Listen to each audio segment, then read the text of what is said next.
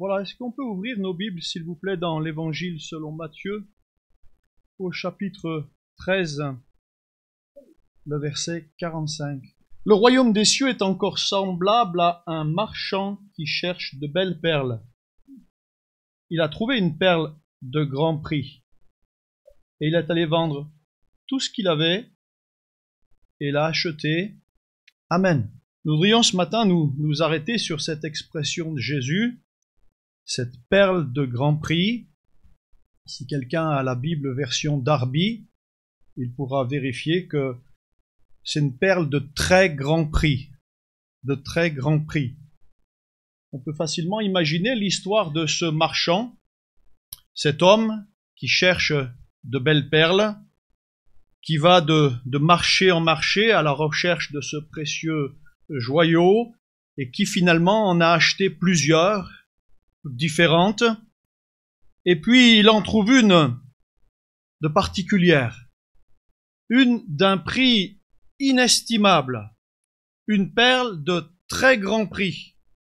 Alors, il se dépouille de tout ce qu'il avait, il vend tout ce qu'il avait, tout son trésor il le vend, et il veut acquérir cette perle de très grand prix.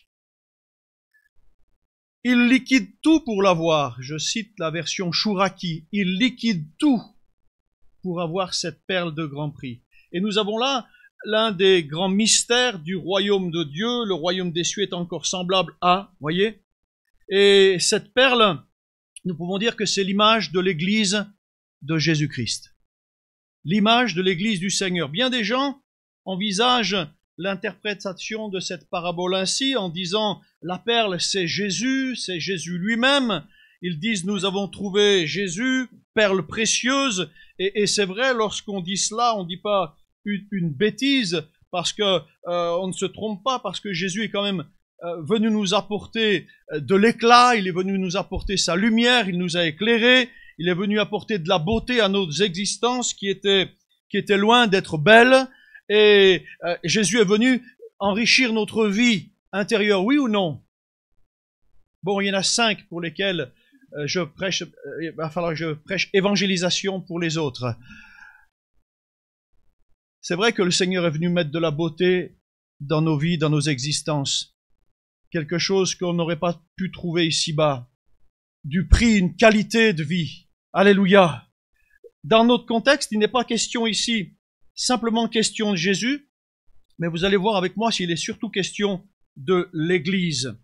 Les paraboles du royaume sont aussi prophétiques, et on n'a pas lu le verset 44 tout à l'heure. Le royaume des cieux est encore semblable à un trésor caché dans un champ. L'homme qui l'a trouvé le cache, et dans sa joie il va vendre tout ce qu'il a et achète ce champ. Et puis vient le verset que nous avons lu. L'homme qui a trouvé le trésor dans le champ, c'est le Seigneur qui a trouvé avant tout Israël.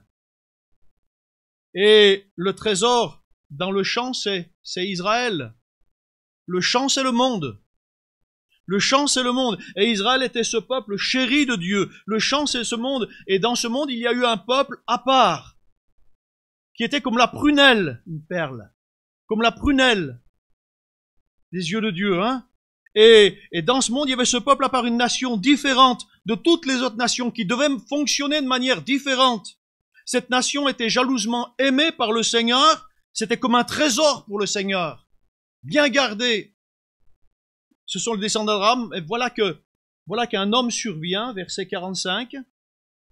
Vous savez, l'histoire de Dieu, elle avance. L'histoire de Dieu avance toujours. Et souvenez-vous de cela dans plein de choses. L'histoire de Dieu, elle avance. Même si on peut avoir la nostalgie d'un certain passé, l'histoire de Dieu avance. Toujours. Et Dieu ne reprend pas les vieilles choses anciennes. Les choses anciennes sont passées. Voici toutes choses sont devenues nouvelles, sont en train de se renouveler, plus exactement. Alors, il y a cet homme qui trouve une perle de grand prix. C'est Jésus qui a trouvé l'Église. Attention, Jésus n'est pas un marchand. Il paye de sa personne. Il paye de sa personne, et lui, il va tout donner. Il va donner toute sa vie. Il va tout donner pour acquérir cette perle. Cette perle qui est l'Église, qui est composée de juifs, de non-juifs, qui est composée d'hommes, de femmes, de toute langue, de toute nation, de toute tribu, alléluia, de toute nation sous le soleil. Et nous avons là quelque chose d'extraordinaire, c'est que l'homme, pour acquérir cette perle de grand prix, a dû vraiment se dépouiller de tout. Vous connaissez ce passage de Philippiens 2:7 qui dit « Existant en forme de Dieu, Jésus n'a point regardé comme une proie à arracher d'être égal à Dieu, mais il s'est dépouillé lui-même en prenant une forme de serviteur, devenant semblable aux hommes, ayant paru comme un simple homme, il s'est humilié lui-même, se rendant obéissant jusqu'à la mort même, jusqu'à la mort de la croix. » Il s'est dépouillé de tout. Frères et sœurs, n'oublions pas que nous formons finalement l'Église de Jésus-Christ. Chaque membre en est une pierre vivante. Une pierre vivante, et Jésus, c'est la pierre angulaire. Et nous sommes appelés à vivre afin que l'Église devienne de plus en plus réalité pour ce monde, jusqu'à ce que les hommes connaissent et puissent reconnaître par l'Église, pas l'Église bâtiment, mais l'Église personne, puissent reconnaître par l'Église Jésus-Christ comme Sauveur et Seigneur. Ah ben ouais, celui-là, je le connaissais, il avait une vie avant, hein, purée. Il faut bien qu'il y ait un Dieu pour aimer un tel bonhomme, hein, pour changer un tel bonhomme, hein, et puis une femme aussi, hein, pour aimer une telle femme, hein, il faut bien qu'il y ait un Dieu. Et les gens vont donner gloire à Dieu. Alléluia. Vous vous rendez compte? Saint Paul voulait une église tellement belle et tellement conforme à la parole de Dieu qu'il a appelé les églises la face de Christ. La face de Christ. Et c'est vrai qu'il n'y a rien de mieux pour mettre en valeur un visage que des perles. Messieurs, à la Saint-Valentin, vous avez certainement acheté une perle ou des perles. Non? Alors il y aura la fête des mères encore. Hein. Ainsi, l'Église est une perle qui va mettre en valeur la face de Christ. La face de Christ. Et lorsque l'Église est vivante, lorsque l'Église est conforme à la volonté de Dieu, alors elle est comme une rangée de perles qui orne le visage de Christ, voyez-vous? Ainsi, Christ est rendu visible par chacune de nos vies. Paul disait, et c'est dans la version en français courant, je dis visible par chacune de nos vies parce que ce que l'on est parle beaucoup plus fort que ce que l'on peut dire. C'est pas vrai? Paul disait, nous ne sommes pas venus pour dominer sur la foi des uns et des autres, mais nous voudrions tellement que vous puissiez marcher selon le modèle que vous avez de nous, afin que vous soyez une lettre écrite par le Saint-Esprit. Une lettre qui sera lue par tous et que dans votre comportement, votre attitude, vos paroles, vous puissiez faire resplendir la face de Christ. Vous puissiez faire resplendir la face de Christ. Maintenant, nous voudrions souligner que cet homme s'est dépouillé de tout. La perle est de très grand prix. Elle est d'une valeur inestimable. J'ai regardé ce matin, avant de partir, là, de bonne heure, sur Google, que la perle la plus célèbre de l'histoire appartenait à Marie Ier d'Angleterre, a été vendue pour plus de 11 millions de dollars en 2011. Purée. Hein? Tous réunis, on n'aura pas eu les moyens. Hein? Les Maharajas étaient célèbres pour les perles qu'ils portaient comme étant les plus chères du monde. Hein? Seules 2 perles d'un collier de Maharaja étaient vendues pour 7,5 millions de dollars. Vous avez ça hein, sur Google. Hein. Coco Chanel, créatrice, était rarement vue sans un collier, sans une parure de perles autour du cou, et c'est elle qui a un petit peu lancé davantage les colliers de perles. Bref, une valeur inestimable. Et j'ai dit que cette perle, elle représentait l'Église. Ce qui veut dire que nous ne pouvons pas mépriser l'Église. Nous ne pouvons pas en mépriser ses membres, puisque sont d'une valeur inestimable. C'est malheureux que pour beaucoup, pas Albertville, mais c'est malheureux que pour beaucoup, l'Église ne soit qu'une affaire d'hommes. Parfois même une affaire d'argent. Pas de ça chez nous, hein? Vous voyez, l'Église, c'est quelque chose d'important. Elle a un prix inestimable, l'Église. Elle a une valeur sentimentale aussi. Une valeur sentimentale. Quelqu'un qui possède une perle ou des perles ou un collier de perles sait que c'est vrai. La perle a du reflet, la perle a un éclat. Quand la perle est pure, est de grand prix, selon ce que l'on la place sous le soleil, on peut voir son visage dans la perle. C'est ce qui donne la qualité de la perle.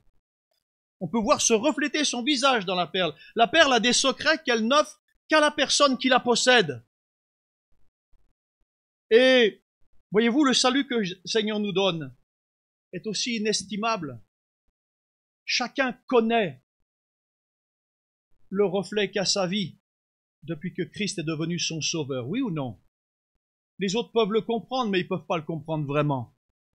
Chacun connaît la valeur inestimable. Vous avez chanté « Racheté, libéré, pardonné ». C'est pas la chanson de la petite sirène, ça. C'est la chanson des chrétiens, alléluia. Hein? On est racheté, libéré, pardonné. Ça a un prix, ça. Inestimable. Et toute cette grâce, toute cette patience du Seigneur, je sais pas vous, mais moi je me dis, Seigneur, combien tu as été patient et combien tu es encore patient avec moi. Eh oui, toute cette patience de Dieu, toute cette vie même au sein du corps de Christ qu'est l'Église, c'est un privilège, frères et sœurs. C'est un privilège, parce que c'est l'Église de Christ. C'est pas seulement l'Église des ADD, même si je sers dans les ADD, c'est l'Église de Christ avant tout. Alléluia. Et tout cela, eh bien, tout cela, ça représente un petit peu, on va le voir tout à l'heure, toutes ces couches de nacre qui revêtent quelque chose qui n'était pas sympathique. Toutes ces couches de nacre sur le corps étranger de notre vie pécheresse, et d'année en année, les reflets sont de plus en plus beaux. De plus en plus, il y a de la nacre, de plus en plus, c'est beau. Hein? La perle est inestimable, elle est de grand prix. Et nous autres, chrétiens de Pentecôte, nous faisons référence à l'action du Saint-Esprit dans les cœurs, dans les vies, pour changer nos mentalités, pour nous amener à la repentance, pour convaincre nos cœurs, pour nous convaincre aussi de l'amour de Dieu et pour mettre en nous l'amour de Dieu, parce que l'amour de Dieu est répandu dans nos cœurs, pas par un sermon, pas par quelqu'un, mais par le Saint-Esprit. Hein?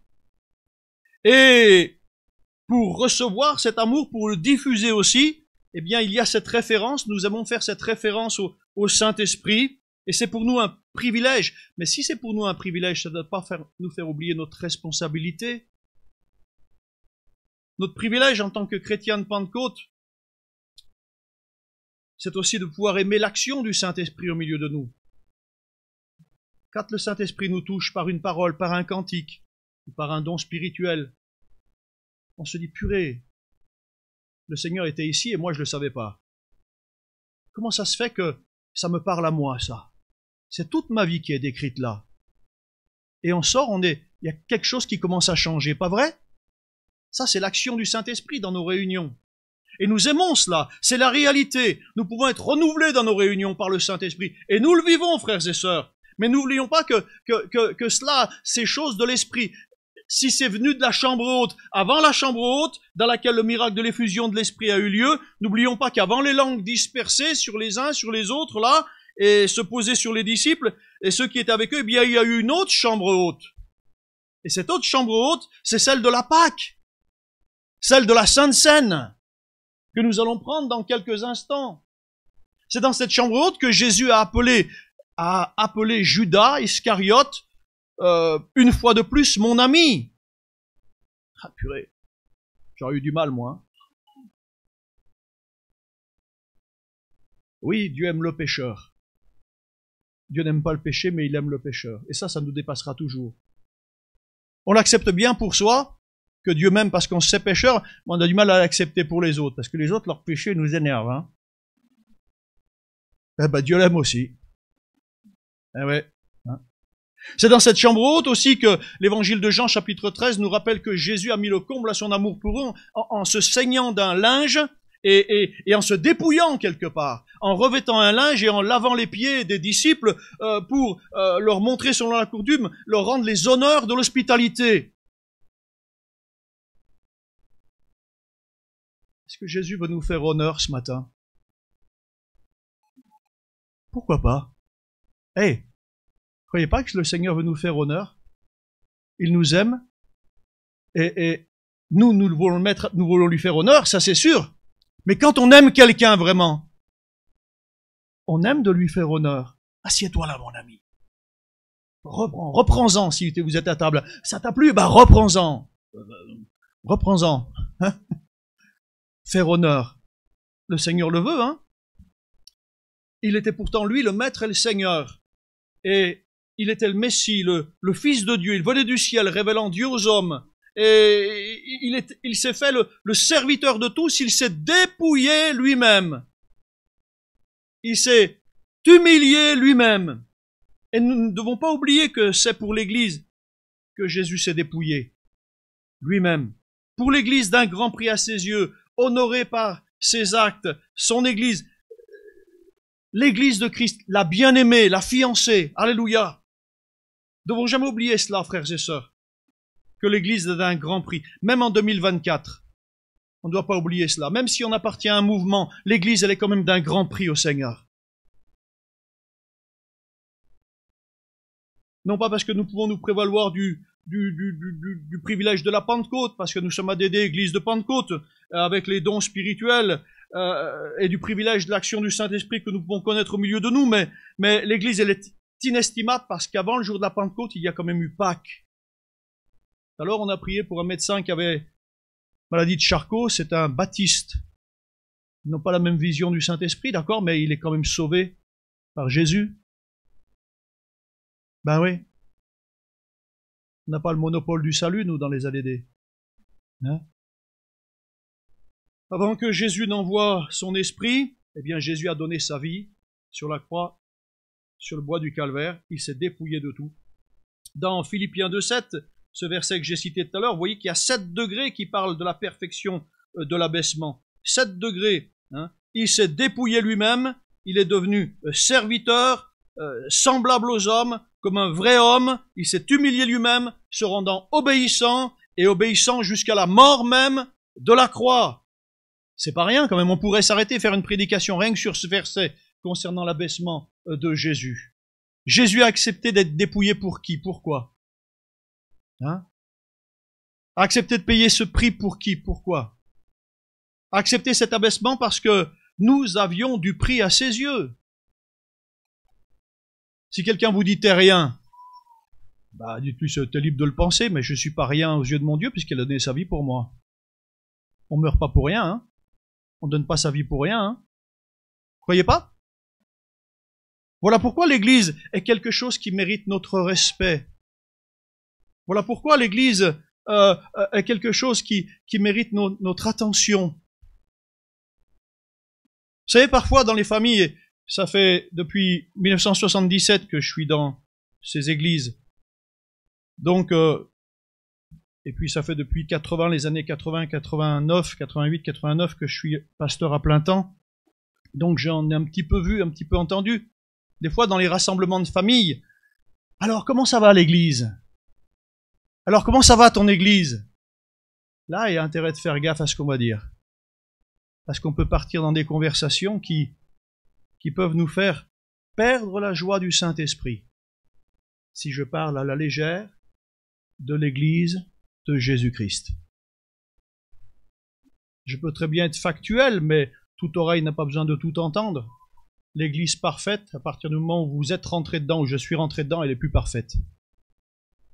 Alors, prenons garde à la manière dont nous parlons de ce qui appartient au Seigneur. Au Seigneur! Et je le répète, nous pouvons perdre la joie du Saint-Esprit.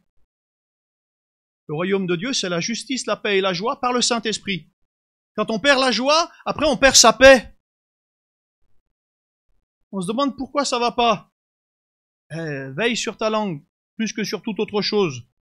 Parce que c'est de l'abondance du cœur que la langue parle. Donc, veille là-dessus. On peut perdre la joie du Saint-Esprit en parlant avec légèreté de l'Église, parce que la perle de grand prix, c'est vous, c'est moi, alléluia. Ce sont les croyants nés de nouveau qui sont rassemblés ici ce matin, et ça a coûté cher à Christ. Maintenant, je voudrais encore ajouter quelque chose que vous connaissez sur la perle. La perle, c'est le produit de l'huître perlière. on inflige un dommage à l'huître, on introduit un corps étranger, un grain de sable ou un tout petit mollusque entre le manteau et la coquille. On met ce grain de sable à l'intérieur et ça va créer de la souffrance à l'huître. Elle va réagir par rapport à cette souffrance, elle va se défendre en sécrétant un liquide âcre, la nacre. Et elle va enrober ce petit grain de sable de nacre. Et elle va enrober tous les jours, tous les mois, chaque année, ce corps étranger pour s'en protéger pendant des années. C'est ainsi que se forment les perles. Elles sont vivantes, les perles. Et ce sont des milliers de fines couches de nacre sur un corps étranger, un grain de sable qui fait souffrir au départ, jusqu'à ce que la perle se forme et grossisse. Il me semble, frères et sœurs, qu'on oublie souvent que la perle est le résultat d'une souffrance prolongée.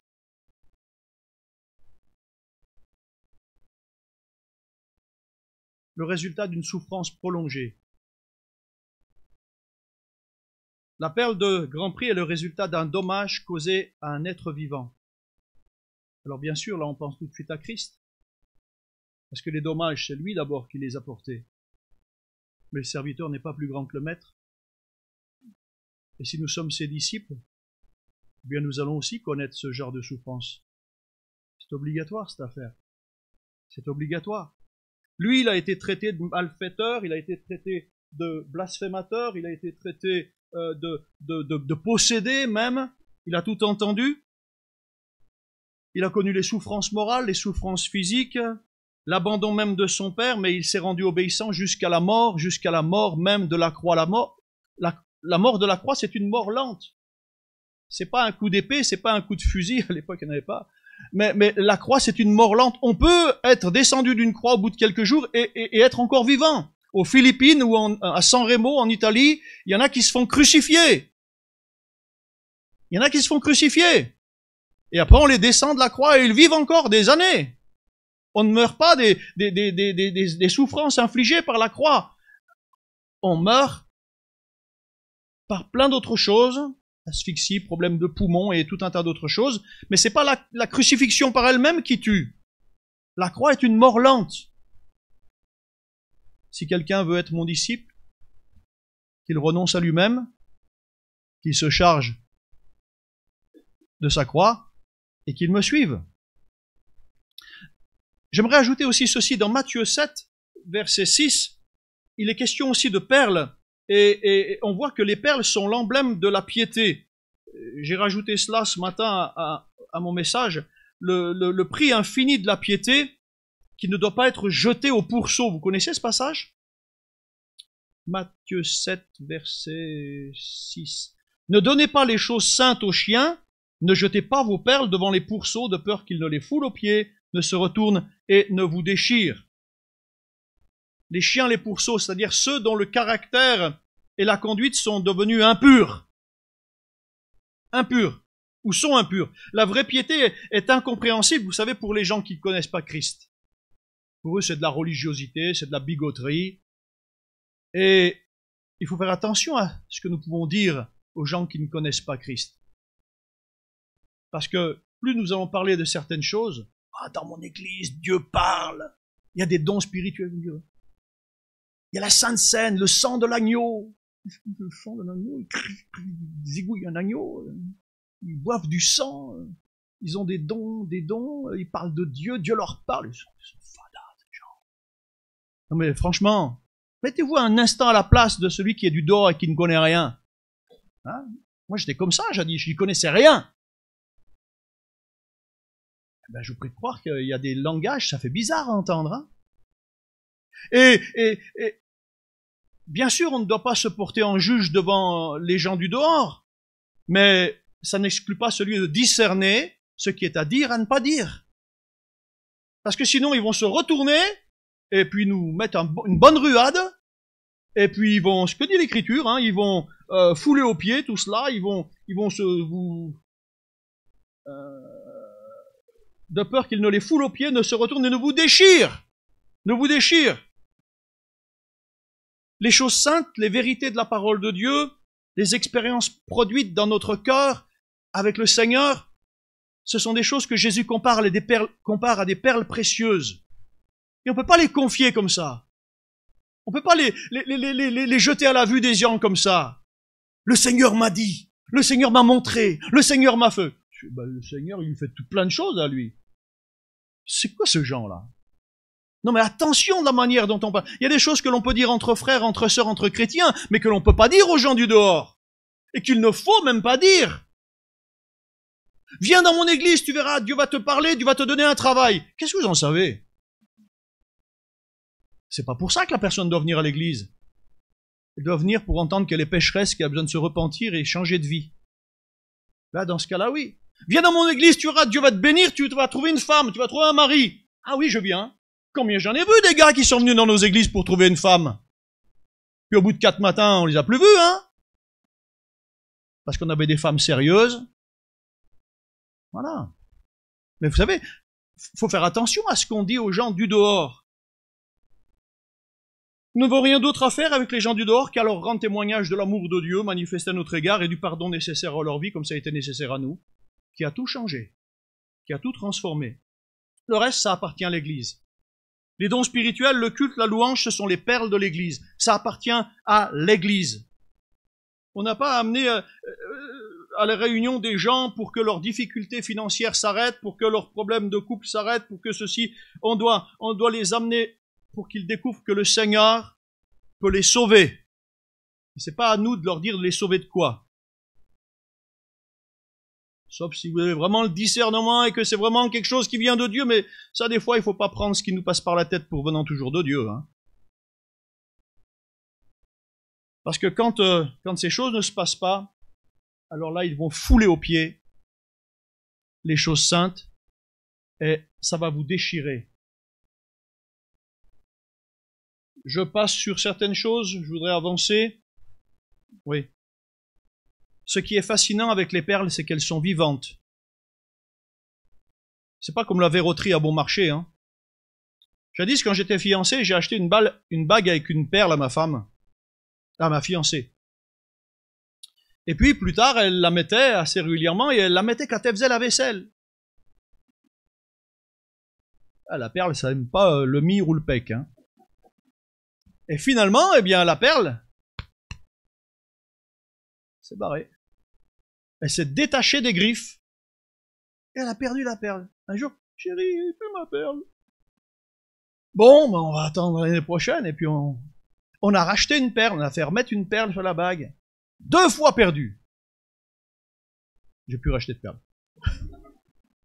Non, mais on a compris que la perle, c'était quelque chose de vivant. Et qu'il fallait y faire attention. Si elle n'est pas soumise à certains soins, la perle, elle va perdre, comme on dit, elle va perdre son orient. Elle va perdre de son éclat. Perdre de sa beauté. L'Église, c'est une perle qui peut perdre de son orient, qui peut perdre de son éclat, qui peut perdre aussi de sa beauté, perdre du volume. La perle va rétrécir, elle va devenir même terne et laiteuse et se détacher des griffes qui la tenaient. Hein? Savez-vous que l'Église est aussi cette perle et que cette perle peut aussi mourir? Ah oui, hein? Je ne suis pas en train de dire qu'Albertville est en train de mourir. Mais non. Mais savez-vous qu'une perle, elle peut mourir? J'étais pasteur dans le Gard et j'ai vu plein de temples, des temples qui étaient pleins jadis, plein de temples fermés. Vous allez à Bagarre, Saint-Christol-les-Alès, même Anduze, tous ces coins-là, il y a plein de temples, il y a plein de temples fermés qui ne servent plus à rien. Une fois dans l'année, ça sert pour faire le loto avant Noël. Mais c'est tout. C'est tout. C'était plein. C'était plein. À Anduze, un temple de 1000 places, c'était plein.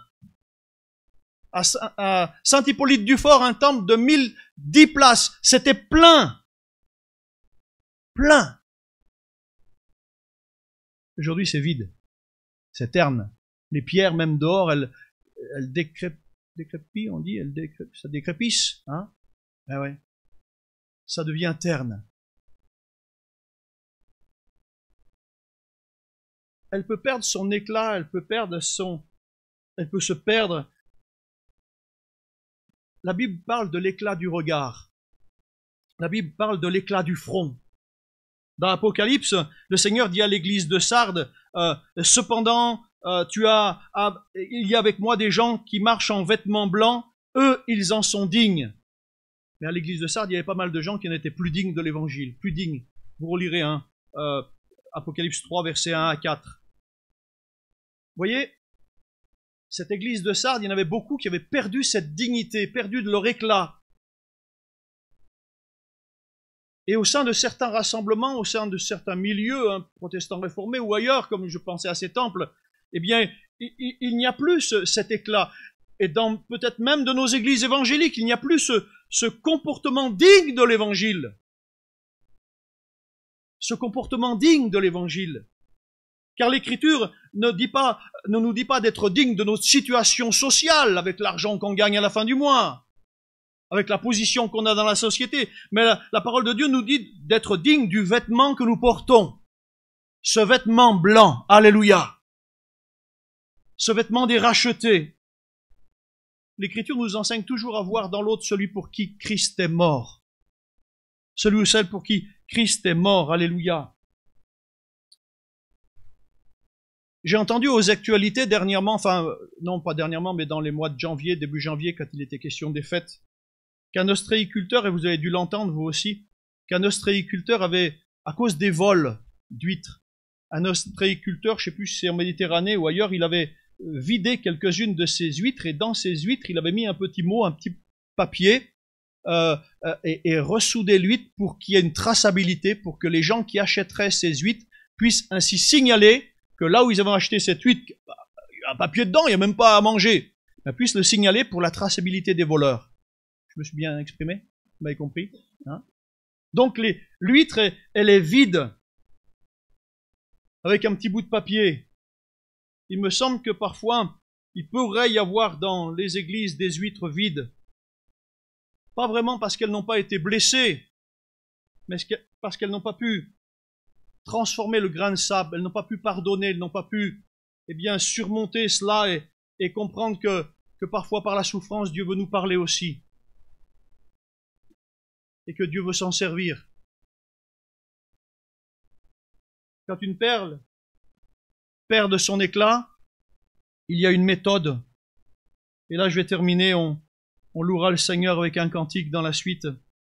Quand une perle perd de son éclat, il y a une bonne méthode, c'est de remettre la perle dans de l'eau salée. Si on est proche de la mer, on la plonge un petit peu dans un bol plein d'eau de mer. Si on est par chez nous, là, on la plonge dans de l'eau salée.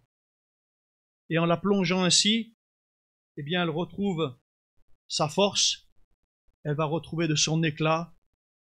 Moi, il me semble que s'il y avait ce matin un constat pour quelqu'un, un frère, une sœur au milieu de nous, un constat de perte de l'éclat au niveau de l'éclat spirituel, perte de l'éclat, perte de cette beauté, s'il y avait un constat de perte ou de mort qui commencerait son œuvre, mais j'aimerais vous rappeler qu'on n'a peut-être pas d'eau salée là, mais on a l'océan de la grâce de Dieu, dans lequel il serait bon que nous nous y plongions, en oubliant toutes sortes de choses, mais en pensant qu'à Christ, en pensant à l'œuvre de Christ accomplie à la croix.